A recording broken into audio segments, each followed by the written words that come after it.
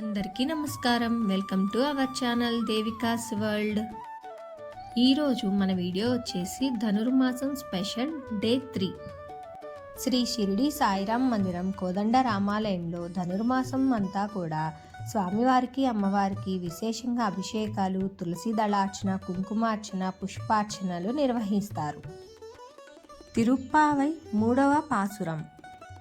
ஓங்கி இளகளந்த உத்தமன் பேர் பாடி நங்கள் நம்பாவைக்கு சாற்றி நீராடினல் திங்ராணி நாடெல்லாம் திங்கள் மும்மாறி பெய்து ஒங்கு பேரும் சென்னெல் ஊடு கயலுகள பொங்குவளை போதில் பாரி வண்டு கண்படப்ப தெங்காதே புக்கிரந்து சீர்த்த முலை பாற்றி வங்க கூடம் நீரைக்கும் வள்ளல் பெரும்பசெக்கள் నింగాదా సెల్వం నీరైందేలోరెంబావై.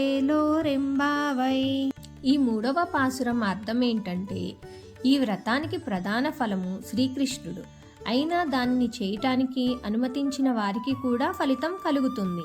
బలిచక్రవర్తి నుండి 3 అడుగుల దానాన్ని పొందిన శ్రీకృష్ణ పరమాత్మ అత్యంత ఆనందాన్ని పొంది ఆకాశమంత ఎత్తుకెదిగి 3 లోకాలను కొలిచాడు.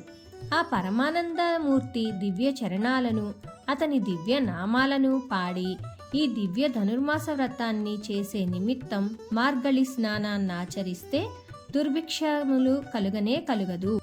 పంటలన్నీ త్రివిక్రముని వలె ఆకాశమంత ఎత్తుకు ఎదిగి ఫలిస్తాయి. పంట చేల మధ్యనున్న నీటిలో పెరిగిన చేపలు త్రుళ్ళిపడుతూ ఆనంద సమృద్ధిని సూచిస్తాయి. ఆ నీటిలో విరిసిన కలువలను చేరిన భ్రమరాలు అందలి మకరందాన్ని గ్రోలి మత్తుగా నిద్రిస్తాయి. ఇవన్నీ సమృద్ధికి సంకేతాలే. ఇక పాలు పిదక గోవుల పొదుగులను తాకగానే కలశాలు నిండుగా ఉన్నట్లు క్షీరధారలు అవిరాళంగా నిరంతరంగా కురుస్తాయి. ఇలా తరగని మహదైశ్వర్యంతో లోకమంతా నిండిపోతుంది.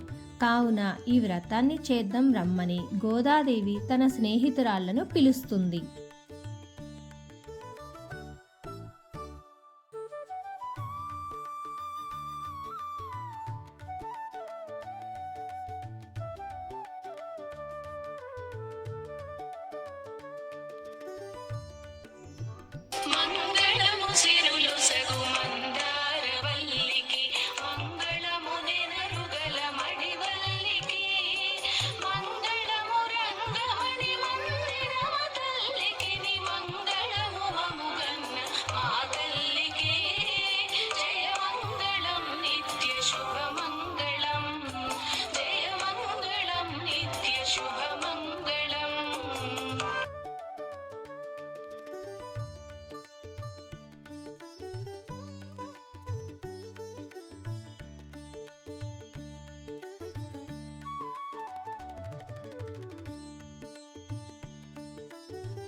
ఈ వీడియో కనుక మీకు నచ్చినట్లయితే please like, share and subscribe. పక్కనే ఉన్న బెల్ ఐకాన్ కూడా క్లిక్ చేయండి. ఇంకా ఎవరైనా మన ఛానల్ని ఫస్ట్ టైం చూస్తుంటే ప్లీజ్ సబ్స్క్రైబ్.